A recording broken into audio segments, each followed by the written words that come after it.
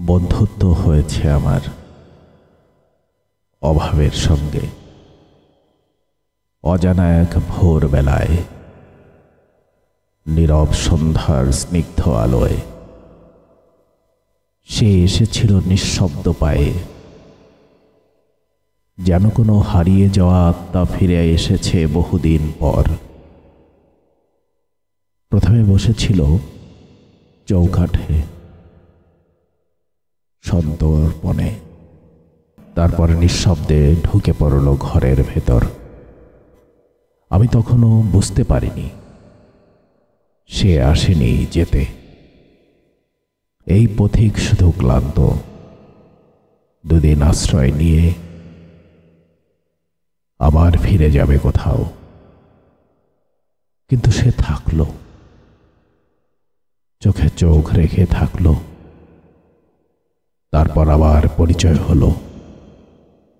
দুঃখের সাথে সে এক অদ্ভুত রকমের স্নেহ, কান্নার মতো একান্ত, তবুও যেন চুপচাপ ভালোবাসে।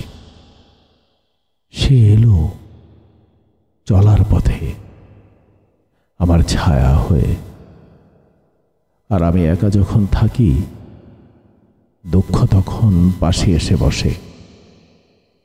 কিছু না বলেও সব বলে দেয় চোখের ভাষায়।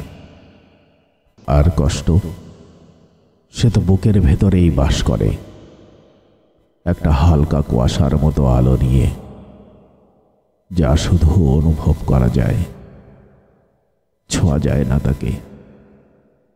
দিন যায় রাত যায়, আমি তাকে নিয়ে ঘুমাই, তাকে নিয়েই স্বপ্ন দেখি। কষ্টগুলো কখনো যেন প্রিয় কারো মতো চলে গেলে বুক ফেটে যায়, থেকে গেলে নিঃশ্বাস ভারী হয়ে ওঠে। এভাবেই অভাব, দুঃখ আর কষ্ট আমার আপনজন হয়ে উঠেছে।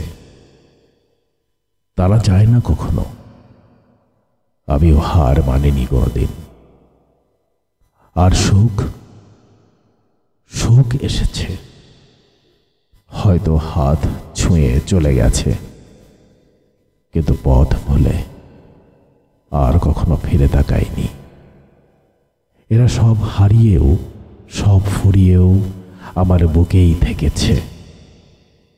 তাই আমি একা নই, আমার পাশে থাকে সারাক্ষণ একদম নির্বাক বন্ধুত্ব, অচেনা ভালোবাসা, আর কিছু না বলা বেদনা নিয়ে, যাদের নাম কেউ কখনো রাখেনি, তবুও তারা আমার বুকের ভেতরে বসবাস করে।